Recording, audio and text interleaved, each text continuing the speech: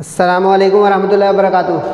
उम्मीद है आप सब खैरियत, तंदुरुस्ती और आफियत के साथ होंगे। आप देख रहे हैं मेरा और अपना YouTube channel JJC by sir Jawwad. आज की lecture video first year physics की न्यू बुक के चैप्टर नंबर 4 के न्यूमेरिकल्स का पार्ट 2 है। शुरू करते हैं। बिस्मिल्लाहिर्रहमानिर्रहीम। इससे पहले मैं आप लोगों को इस चैप्टर का पार्ट 1 डिलीवर कर चुका हूँ, जिसमें 6 न्यूमेरिकल्स मैं आपको करवा चुका हूँ। आज इंशाल्लाह 5 न्यूमेरिकल होंगे। तो इसमें साइड पे चीज़ें लिखते जाइएगा। रजिस्टर और साइंटिफिक कैलकुलेटर रख लें। बुक भी रख लीजिएगा पेज नंबर 97 पे ओपन करके, क्योंकि इसमें 2 डायग्राम वाले न्यूमेरिकल हैं। वो डायग्राम बनाना ज़रूरी नहीं है, लेकिन सामने रखेंगे तो आसानी हो जाएगी समझने में। क्वेश्चन नंबर 7, इसकी कैटेगरी बनेगी banking curve. 3 category last class में हो चुकी है, चौथी कैटेगरी होगी बैंकिंग कर्व। इसका बैंक से कोई ताल्लुक नहीं है। जो इंग्लिश में एक लेसन भी है फर्स्ट ईयर में, माय बैंक अकाउंट, उससे कोई ताल्लुक नहीं है। बैंकिंग कर्व ये होता है कि कोई गाड़ी जो है वो या कोई व्हीकल जो है वो जब किसी राउंड अबाउट पे घूम रही होती है इस तरह कर्व में, तो उसके साथ जो एंगल बनेगा वो एंगल जो है वो बैंकिंग एंगल कहलाता है। अब ये बैंकिंग एंगल जो है स्मूथ टर्न के लिए या सेफ टर्न के लिए होता है कि स्किड ना कर जाए गाड़ी या उलट ना जाए। सही है। तो ये तो हो गई थोड़ी सी theory. What is the ideal banking angle, यही पूछ रहा है कि किस बेहतरीन एंगल, आइडियल एंगल पे जेंटल टर्न यानी कि स्किड ना करे, स्मूथ टर्न करे, रेडियस है 1.2 किलोमीटर। अब ये जो कर्व होगा लाजमी इसका रेडियस होगा।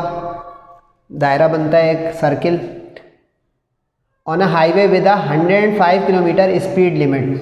अच्छा, इसमें बुक में एक चीज़ इजाफी भी लिखी हुई है कि assume that all vehicles following speed limit, वरना आपको पता है कि स्पीड लिमिट लिखी हो कि 65 किलोमीटर या कुछ लोग उसको परवाह नहीं करते हैं, उससे तेज़ चलाते हैं।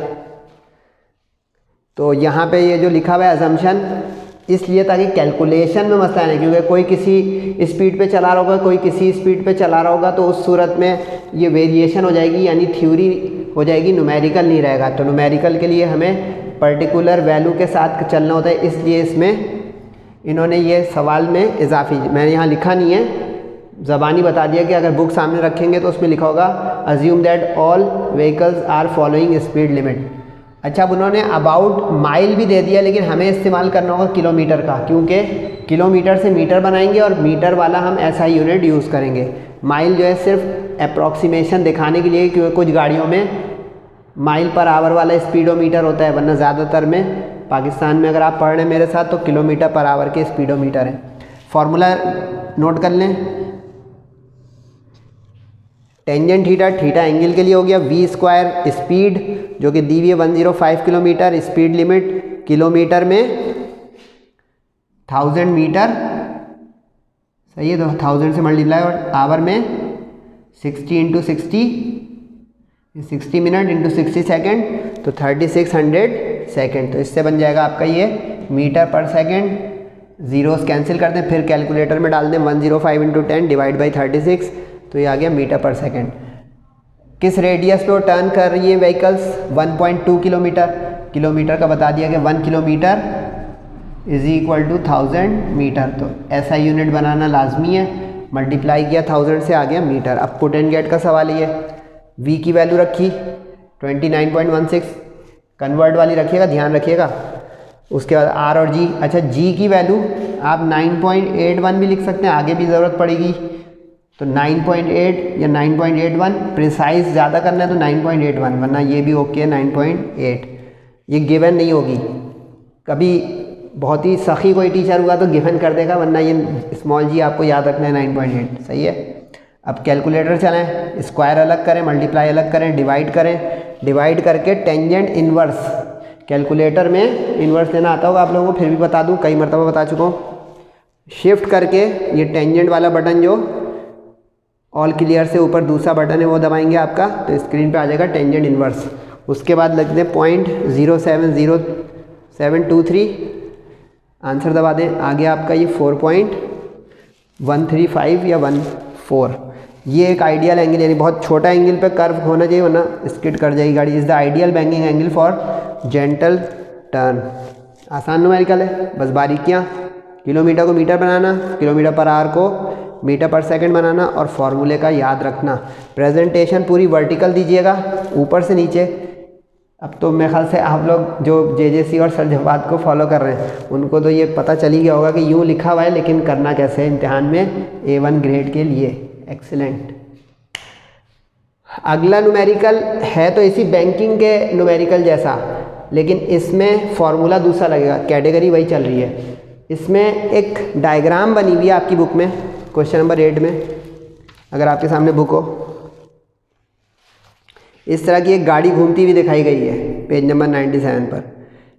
इस डायग्राम को आप देख लें, खाली इसका इस्तेमाल सिर्फ इतना है कि उसमें उन्होंने रेडियस दिखाया है गाड़ी को घूमते हुए, कि जो गाड़ी घूम रही है उसका जो है सेंटर के साथ रेडियस कितना बन रहा है।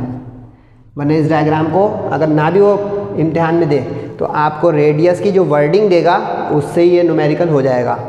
जिसे समझाने के लिए डायग्राम है कि गाड़ी घूम रही है, कर्व पे जा रही है, तो कर्व पे जब जाएगी तो सर्कुलर पाथ बन जाएगा, सर्कुलर पाथ बन जाएगा तो सेंट्रीपिटल फोर्स और उसका कॉन्सेप्ट आ जाएगा। ये इसलिए डायग्राम दिखाने के लिए, सही है।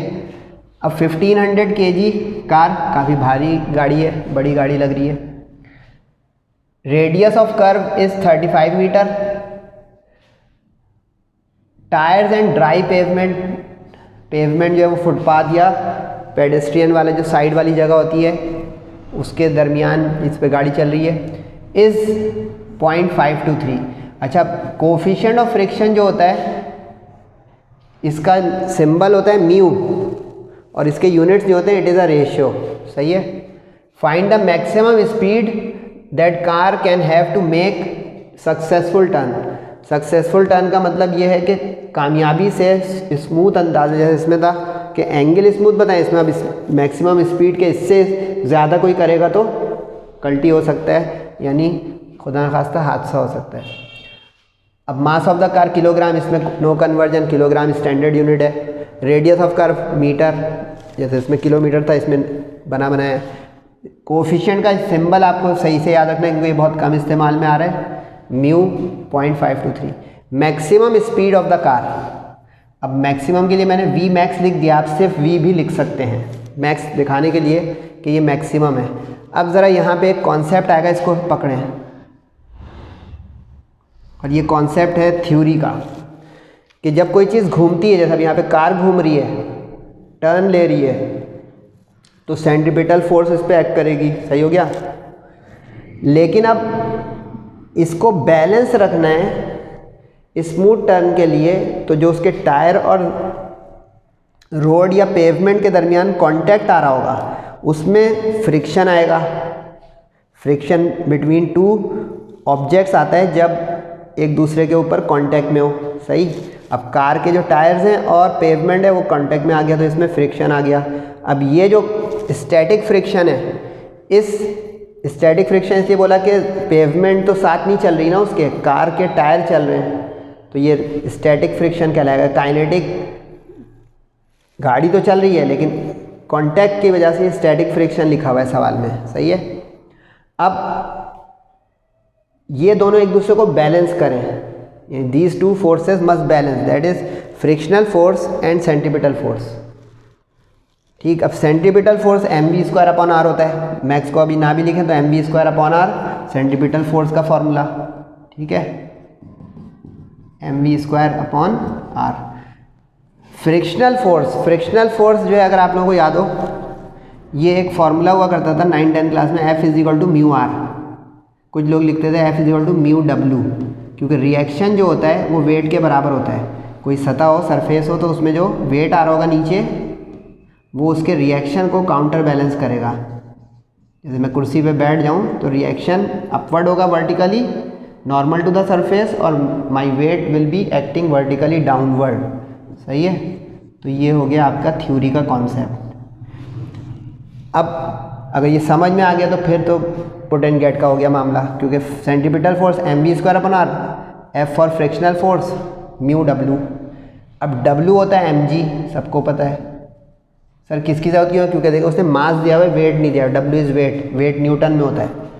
अब W को mg से बदल दें। आप जानते हैं मुझे, मैं पहले फार्मूला मेकिंग करता हूँ। R उधर क्रॉस हुआ, m इधर डिवाइड में चला गया। अब कुछ स्टूडेंट ये सोच होंगे सर m को कैंसिल कर दें। बहुत अच्छी थॉट है। अगर m गिवन है तो वैल्यू रख के कैंसिल करें, ये बारीकियाँ नोट करते जाएँ, वरना एक स्टूडेंट m को कैंसिल कर देगा तो टीचर कहेगा गिवन क्यों था जब उसको इस्तेमाल ही नहीं करना है, समझे? तो पहले वैल्यू पुट करें फिर कैंसिल कर दें। ये क्या हुआ? इस्तेमाल भी हो गया, फारिग भी हो गया। अब कैलकुलेटर चला लें, म्यू इंटू जी। अच्छा यहाँ पे भी जी की वैल्यू आप 9.81 लिख सकते हैं ज़्यादा प्रिसाइज रिजल्ट आने के लिए। मल्टीप्लाई करें, अब मल्टीप्लाई होगा क्योंकि डिवाइड कट चुका है, कैंसिल। जो बचा वो स्क्वायर है, अब स्क्वायर रूट लेंगे तो आपकी मैक्सिमम स्पीड आ जाएगी जो सक्सेसफुल टर्न के लिए ज़रूरी होगी। लेकिन इसमें एक चीज़ बता दूं आगे बढ़ने से पहले, अब चूँकि उसने कहा था मैक्सिमम स्पीड, तो आप इसमें एक और काम भी कर सकते थे। आप इसमें ये वाला निशान भी यूज़ कर सकते थे। ये मैं एक मज़े की बात बता रहा हूँ आपको, लेस देन और इक्वल टू, ये ऑप्शन है। क्यों? पूछें क्यों? इसलिए कि इससे बराबर हो या अंदर हो, एक्सीड ना करे, वरना सक्सेसफुल टर्न की कोई गारंटी नहीं है। स्किड हो सकती है, स्किप हो सकती है अपने ट्रैक से। तो ये देख रहे हैं सर जवाब JJC, अंडरस्टैंडिंग टेक्स टाइम। तो ये देखें ऑप्शंस, थ्योरी, न्यूमेरिकल, डायग्राम, सब कुछ कॉम्प्रिहेंसिव अंदाज में चला रहा हूँ। बाकी आप लोग माशाल्लाह मेहनती बच्चे हैं, उम्मीद है कि मुझे समझ रहे होंगे। Question number 9। अच्छा ये क्वेश्चन नंबर 9 को लास्ट लेक्चर के, क्योंकि मैं तरतीब में जा रहा था इस दफ़ा कि ये चैप्टर थोड़ा सा हेक्टिक है, 11 न्यूमेरिकल है, तो मैं रैंडम करता तो कुछ स्टूडेंट हो सकता है वो ढूंढते ही रहते कि ये न्यूमेरिकल मिसिंग है या किया नहीं है सर ने। तो ये उसको जाके कैटेगरी 3 के साथ लिख दिएगा, क्योंकि जिसका नाम था मोमेंट ऑफ इनर्शिया। कैटेगरी 3 है मोमेंट ऑफ इनर्शिया, उसी के साथ ये भी होगा 10 भी, 9 और 10। लेकिन 10 मिक्स फ्रूट है, इसमें एंगुलर मोमेंटम भी आएगा, सही है। तो इसलिए इसको नाम रख दें वही लास्ट लेक्चर का 3, यानी मोमेंट ऑफ इनर्शिया। ये जो है टॉपिक, ये टॉपिक का नाम भी हो गया, सही है। इसमें भी एक डायग्राम बनी है, लेकिन वो मैंने बोर्ड पे ही बना दी। वो कह रहा है कि 3 पार्टिकल्स का एक सिस्टम है, 3 पार्टिकल से मिलकर एक सिस्टम, कोई भी 2 चीज़ें हो जाए सिस्टम बन जाता है, यहाँ पे 3 है। वो कह रहा है कि अब ये जो सिस्टम है वो रोटेट कर रहा है इस एक्सिस ऑफ रोटेशन पे, जो सेंटर है ये एक्सिस ऑफ रोटेशन हो गया, जिसके गिर्द यानी घूम रही है कोई चीज़, उसमें 3 पार्टिकल्स हैं, एक्सिस ऑफ रोटेशन।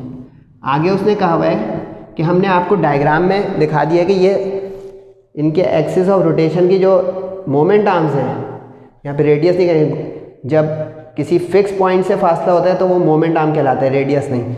ये मोमेंट आर्म जो है तीनों के कम ज़्यादा है, यानी इधर कम फासला, इधर ज़्यादा है, इधर ज़्यादा है, वो 3 है। लेकिन एक चीज़ बोली हुई है कि each particle has same mass, masses बराबर है। तो इसलिए अब मासेस अगर बराबर हैं तो हम मासेस को m1, m2, m3 को लेट कर लेंगे m। मैंने नीचे इसलिए थोड़ा लिख दिया कि डायग्राम बनाई थी, तो आप सामने एक ही जगह पे लिखिएगा, तो ये सब ताकि 3 दफ़ा पुट ना करना पड़े, सही है। मोमेंट आर्म R1, अब यहाँ पे R1, R2, R3 अलग है, 20, 40, 50। अच्छा ये नाम हम रखेंगे, बुक खोलेंगे तो इस पर सिर्फ 20, 40, 50 प्रिंट है, उसके सिंबल्स हमें तय करने के, इसका नाम R1, R2, R3 होगा। अब R1 सेंटीमीटर को मीटर बनाते हैं 100 से डिवाइड करके, क्योंकि 1 मीटर में होते हैं 100 सेंटीमीटर, तो स्मॉलर से लार्जर यूनिट जाएंगे तो डिवाइड होगा, सही। तीनों कन्वर्ट हो गए डिवाइड से metre. Moment of inertia of the system. अब ज़रा फॉर्मूला नोट करें आप, इसमें एक चैप्टर में टॉपिक था moment of inertia of system of particles, system of bodies. ये सिग्मा का निशान होता है सम का, सम है इसका मतलब एडिशन, सही है। I equal to 1 to R का मतलब हो गया कि 1 to K। अब यहाँ पे कितने हैं टोटल? 3 है, 1, 2, 3, तो इसलिए हम कहेंगे यहाँ पे K जो है वो 3 का काम करेगा, समझे यहाँ तक। अब अगर सिग्मा हटेगा तो सम, बोला मैंने सिग्मा का मतलब, तो सम का मतलब प्लस आता चला जाएगा, एडिशन का निशान। तो अब M R स्क्वायर, और आई इसलिए लिया कि देखें एम आई यानी 1, एम आई यानी 2, क्योंकि ये इंक्रीमेंट चलेगा। कंप्यूटर का स्टूडेंट भी मुझे ले रहा हो, इंक्रीमेंट लगेगा कि पहले 1 फिर प्लस फिर 2 फिर प्लस फिर 3 दी एंड, क्योंकि 3 है टोटल। अब m इंटू आर का स्क्वायर, तो m1 r1 का स्क्वायर, m2 r2 का स्क्वायर, m3 r3 का स्क्वायर, यानी सिग्मा खुल गया सम होकर समेशन होकर। अब m1 m2 m3 इक्वल है, समझ में आ रहा है ना, तो वो हम m ही रख देंगे, m कॉमन ले लेंगे ताकि पुट करना पड़े सिर्फ 0.3 एक मरतबा। आप समझ में आइए लेट करने का फ़ायदा, 3 दफ़ा पुट नहीं करना पड़ेगा, एक दफ़ा पुट हो जाएगा 0.3। R1 R2 R3 चूँकि डिफरेंट है वो हमें रख के कैलकुलेटर चलाना पड़ेगा, 0.2 का स्क्वायर अलग, 0.3 का और 0.4 का, सॉरी 0.5 का। अब इस कैलकुलेटर सही से चलाएं, 0.2 का स्क्वायर, 0.4, 0.5 का स्क्वायर करें, प्लस करें, मल्टीप्लाई, उसके बाद करें बॉड मास, ब्रैकेट पहले ऑफ, फिर उसके बाद मल्टीप्लाई। इसके यूनिट्स किलोग्राम मीटर स्क्वायर, खुद भी इसके यूनिट्स आप बना सकते हैं। m के हो गए किलोग्राम, बोले हाँ, और डिस्टेंस चाहे मोमेंट आर्म हो चाहे रेडियस हो, मीटर, ऊपर स्क्वायर लगा हुआ है तो क्या हुआ किलोग्राम मीटर स्क्वायर। कैसा सिखाया सर ने, वेरी गुड बोले। तो ये आसान न्यूमेरिकल है लेकिन मज़ेदार भी था। अब 2 न्यूमेरिकल बाकी है, एक वो है और एक उसके बाद में करूँगा, रब करके जाइएगा नहीं, मूव कर दूँ ताकि आपको ये आखिरी न्यूमेरिकल पूरा एक ही दफ़ा में दिख जाए। आज इस स्लाइड का आखिरी मिटा के करना है। इसमें 2 पार्ट हैं, उसमें कह रहे हैं what is the angular momentum and torque. अब इसको कैटेगरी देना चाहें तो मिक्सचर कैटेगरी बनेगी, क्योंकि पार्ट 1 वाला लेक्चर मेरा खोलें, उसमें पहला न्यूमेरिकल टॉर्क का है। अब या तो इसको जाके उसके साथ लिख दें कि torque and angular momentum, choice is yours, नहीं तो 5वीं कैटेगरी बन जाएगी, चौथी ये हो गई, 5वीं बन जाएगी एंगुलर मोमेंटम। अब आप पर है कि आप क्या करना चाहते हैं। एंगुलर मोमेंटम, सही है, मर्जी आपकी। कैटेगरी ना भी बनाए, समझ में आ रहा है तो कहेंगे भाई 1 2 3 4 हो रहे हैं, 10 हो गए, लेकिन असल है समझना, अंडरस्टैंडिंग ज़रूरी है। अब इसमें कह रहा है what is the angular momentum. Angular momentum बताओ। एक सिलेंडर है, ये चीज़ आ गई, सिलेंडर है जो कि 2.9 kg का यूनिफॉर्म और घूम रहा है व्हील के साथ वो सिलेंडर, जिसका रेडियस है 20 सेंटीमीटर, जबकि वो रोटेट कर रहा है 1550 RPM।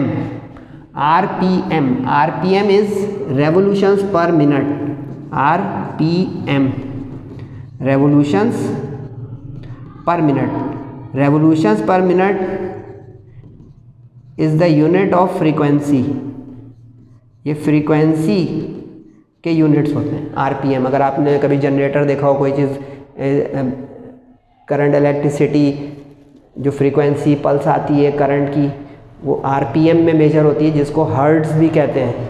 क्या आया, हर्ट्ज़ फ्रीक्वेंसी।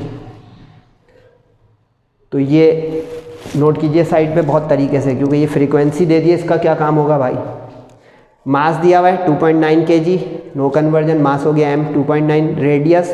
अच्छा यहाँ पे r इसलिए कैपिटल लिखा है कि आप पहले तो लिखें भाई formula, L is the formula of angular momentum, L length मत समझिएगा, L एंगुलर मोमेंटम है, सही है। I मोमेंट ऑफ इनर्शिया है, सही, करंट नहीं है वरना करंट का भी I होता है। I मोमेंट ऑफ इनर्शिया है। ओमेगा एंगुलर वेलोसिटी है, सही है। अब ओमेगा से F तक कैसे पहुंचेंगे, इसका एक रिलेशन होता है, omega is equal to 2πf।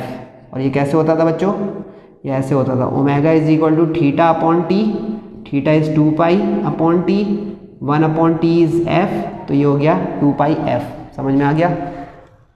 अब इसने कहा है सिलेंडर।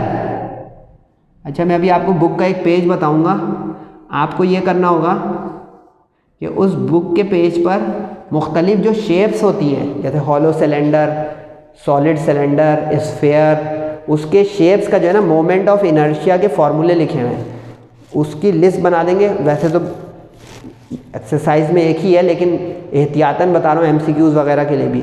अब जैसे ये सिलेंडर का होता है, सही है, हॉलो सिलेंडर का अलग होगा, ये सॉलिड सिलेंडर है, क्योंकि यूनिफॉर्म बोल दिया तो ये सॉलिड हो गया।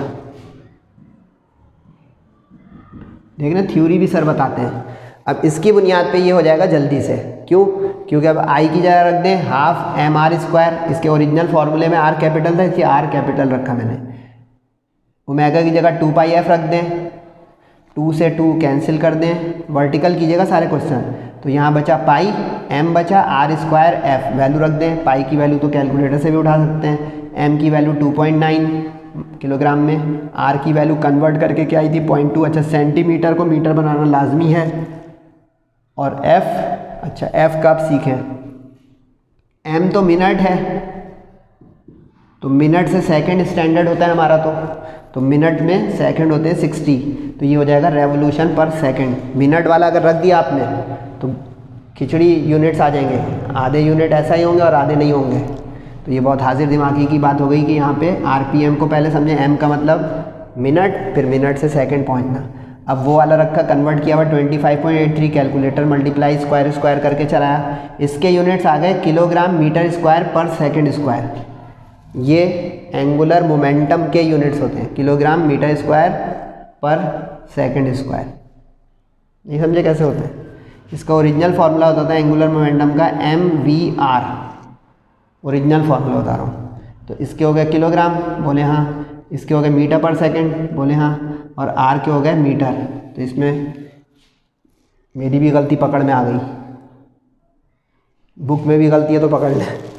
किलोग्राम मीटर, मीटर हो गया मीटर स्क्वायर, और सेकंड तो एक ही रहा ना, तो किलोग्राम मीटर स्क्वायर पर सेकंड। देखा, समझने का फ़ायदा होता है कि गलती खुद ही पकड़ें, बनिस्बत के को कोई बताए। Is the angular momentum of the wheel. Torque, ये भी कह रहे हैं कि उस व्हील को घुमाते घुमाते रोकना है, ब्रेक लगाने हैं, तो क्या करें। तो अब डिक्रीजिंग टॉर्क की डेफिनेशन होती है rate change of angular momentum. Side पे लिखें, torque is defined as rate change of angular momentum. D का मतलब रेट चेंज, डेल्टा भी लिख सकते हैं, लेकिन यहाँ पे डी लिखना है, डी फॉर चेंज, डिफरेंस। अब ब्रेक जब लगता है कोई चीज़ का तो नेगेटिव हो जाता है, यानी समझे कि आखिरी कम होता है, शुरू का ज़्यादा होता है। यानी ये कहना चाह रहा हूँ कि डी एल का मतलब यहाँ पे हो गया LF minus LI, final minus initial, ठीक है। रुकने जा रहा है, स्टॉप, तो इसका मतलब ये ज़ीरो हो गया। तो अब जो L आया वो दरअसल कौन सा हो गया, LI हो गया। अब समझे आप कहानी, समझाने के लिए लिखा।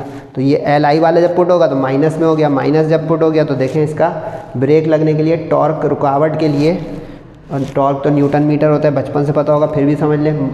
फोर्स इनटू मोमेंट आर्म, तो फोर्स के न्यूटन, और मोमेंट आर्म के मीटर, तो न्यूटन पर मीटर। अच्छा, रब करके करने तो जा रहा हूँ। एक चीज़ बता दूँ, कुछ मासूम बच्चे ऐसे होंगे जो कहेंगे सर के आंसर बुक से मैच नहीं होते। कभी 0.135 आता है, बुक में 1.4 लिखा होता है, 9.4 है, बुक में 9.5 लिखा हुआ है। ये डेविएशन है, ये गलती नहीं है, इस चीज़ को याद रखिएगा।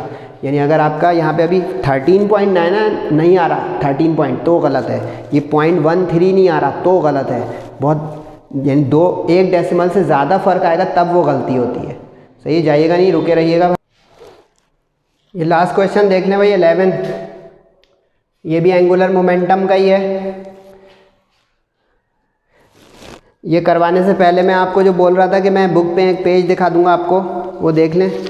ये पेज नंबर है 87, पेज नंबर 87 जो है, इसमें मुख्तलिफ जो है शेप्स बॉडीज़ की दी हुई हैं। जैसे पहला सिलेंडर है, यूनिफॉर्म सिलेंडर, इसीलिए मैंने ये वाला क्वेश्चन रब नहीं किया है। ये सिलेंडर जो है, इसमें मैंने देखे फॉर्मूला लगा था 1/3 mr स्क्वायर। ये सिलेंडर का जो है, इसमें लिखा हुआ है 1/2 mr स्क्वायर। फिर इसी तरह जो है वो अभी इसमें इस्तेमाल होगा 2/5 स्फेयर का, ये भी इसी पेज पे स्फेयर, ये नीचे वाला। सही है, तो ये पेज देख लीजिएगा जाके, पेज नंबर 87। इसमें मुख्तलिफ शेप्स बॉडीज़ के मोमेंट ऑफ इनर्शिया के फॉर्मूले लिखे हुए हैं, क्योंकि मोमेंट ऑफ इनर्शिया की ज़रूरत पड़ती है एंगुलर मोमेंटम निकालने में। सही है, चैप्टर ख़त्म हो रहा है इसलिए मैंने ये आपको मज़ीद बता दिया। इसमें एंगुलर मोमेंटम पूछ रहा है अर्थ का, ज़मीन का, और इसमें अब ये 2 बातें तसव्वुर कर रहा है। पहले कह रहा है कि ज़मीन को तसव्वुर करो कि अपने रोटेशन एक्सिस पर घूम रही है, और ऐसे में उसको स्फेयर तसव्वुर करो। अब स्फेयर जो है उसका आई जो है ये होता है, जो अभी मैंने बताया बुक में खोल के, ये स्फेयर का फॉर्मूला होता है mr स्क्वायर 2/3 करके अगर स्फेरिकल बॉडी है तो ज़मीन को स्फेयर उसने तस्वुर कर लिया कि एक यूनिफॉर्म स्फेयर है, earth as sphere, uniform sphere, uniform भी होना ज़रूरी है। दूसरे पार्ट में कह रहा है अराउंड द सन और कंसिडर एज पार्टिकल। अब सूरज के गिर्द जब चक्कर लगा तो उसको पार्टिकल तस्वुर करो। अब पार्टिकल का जो हमने इससे पहले क्वेश्चन नंबर 9 किया था, पार्टिकल जो है उसका जो है आई जो होता है वो mr² होता है। अब यहाँ पे चूँकि ऑर्बिटल रेडियस बड़ी चीज़ का है तो कैपिटल R, वरना वहाँ पे इस तरह लिखा होगा पार्टिकल का mr²। ये पार्टिकल का मोमेंट ऑफ इनर्शिया होता है, मोमेंट ऑफ इनर्शिया। अब अगर ये समझ में आ गया तब ये क्वेश्चन हो गया आसान। मास ऑफ अर्थ गिवन है 6 exponent 24, radius of earth given है 6.4 एक्सपोनेंट 6, और सूरज से फासला भी दिया हुआ है, यानी अगर ये सन है तो सूरज से इसका फासला भी ज़मीन का दिया हुआ है 1.5 एक्सपोनेंट 8 किलोमीटर। किलोमीटर को मीटर बनाना पड़ेगा, मल्टीप्लाई बाई 1000 से मीटर। सही है। अब दो बातें आपको बहुत ध्यान से समझनी है। आपको लगेगा सर मुसलसल ही कहते हैं ध्यान ध्यान समझे, तो भाई बोलना ज़रूरी है, और ऑब्वियस है कि भाई फिजिक्स केमिस्ट्री मैथ में समझने का है ज़्यादा। रटेंगे तो रट तो सकते हैं, फार्मूला रट लें, यूनिट्स की कन्वर्जन रट लें, लेकिन बाकी समझेंगे तो फ़ायदा में रहेंगे ज़्यादा। अब दो बातें जो समझनी है वो ये है कि रोटेशन होती है कि एक चक्कर, रोटेशन है एक चक्कर, एक मुकम्मल चक्कर, यानी मैं इस मार्कर को यूँ एक घुमा दूँ एक राउंड, ये हो गया एक रोटेशन। और सूरज के गिर्द जो है पूरा उसका एक साल में एक चक्कर होगा। जैसे आज जो है जितनी तारीख है बिल्कुल एक साल बाद वो तारीख आएगी और सूरज के गिर्द हम उसी मकाम पे पहुंचेंगे उसमें, यानी ज़मीन अपने एक्सिस पे भी रोटेट कर रही है और अराउंड द सन अपने ऑर्बिट पे भी कर रही है। दो चीज़ें हो गई, यूँ घूमना और फिर घूमते घूमते पूरा तवाफ़ कर लेना सूरज का। ये बात जो आई ना समझ में, अब इसका हो जाएगा काम आसान। रोटेशन का ये हो गया 24 आवर यानी एक दिन, और रेवोल्यूशन का हो गया पूरा एक साल। अब ये क्यों लिखा है सर आपने? क्योंकि जब हम इसको एक्सिस पे घुमाने की बात करेंगे तो इस रोटेशनल टाइम पीरियड से एंगुलर मोमेंटम आएगा, और जब हम इसको सूरज के गिर्द पार्टिकल तस्वुर करते हुए घुमाने की बात करेंगे तो ये रेवोल्यूशनल टाइम पीरियड से इसका एंगुलर मोमेंटम आएगा। दो चीज़ें, वरना भूलभुलैया। यानी सबसे अच्छा सवाल इस एक्सरसाइज का ये है, ठीक है। अब angular momentum as uniform sphere, S for sphere और पी फॉर पार्टिकल। अब एज यूनिफॉर्म स्फीयर में मेन फार्मूला तो ये बता ही दिया है मैंने, ये देखें लिखा हुआ है अभी तक, ठीक है। ये एंगुलर मोमेंटम का एंगुलर वेलोसिटी और मोमेंट ऑफ इनर्शिया के साथ रिलेशन है, ठीक है। अब आई ये कहाँ से है, ये दिखा दिया मैंने कि अगर पार्टिकल के तौर पे यूनिफॉर्म, इसमें पार्टिकल जब होगा तो mr² है, सही है, और 2/5 जो है ये स्फीयर का है। मैंने ये तो यूँ एरो करके लिखा था कि ये दोनों मोमेंट ऑफ इनर्शिया के सिंबल हैं, ये पार्टिकल का मोमेंट ऑफ इनर्शिया और ये स्फीयर का। तो अभी एज अ स्फीयर है तो यहाँ पे आ गया 2/5 mr², सही। अब यहाँ पे आप रेडियस ऑफ अर्थ वाली वैल्यू रख दें, कैलकुलेटर चला दें, क्योंकि ये 2, अच्छा ओमेगा 2π/t वहाँ पे भी बताया हुआ है, फिर भी देख लें 2π/t omega, omega is equal to θ/t, और थीटा एक रोटेशन का 2π, यानी एक रेवोल्यूशन एक चक्कर का, तो 2π/t, सही। अब ये वाला 1 रोटेशन का एक दिन का रखेंगे सेकंड बना के, फिर कैलकुलेटर एहतियात से चला के आएगा आपका किलोग्राम मीटर स्क्वायर पर सेकंड। लास्ट में करेक्शन कराई थी, बुक में भी कर लीजिएगा, यूनिट गलत है, किलोग्राम मीटर स्क्वायर पर सेकंड है एंगुलर मोमेंटम के यूनिट्स। अब एज अ पार्टिकल का मोमेंट ऑफ इनर्शिया होता है mr², तो अब mr², लेकिन अब सूरज के गिर्द उसको तस्वुर कर रहे हैं पार्टिकल के तौर पे, तो अब सूरज के गिर्द का चक्कर तो उसका एक साल में आएगा, तो उस साल वाला टाइम पीरियड अब रखना है।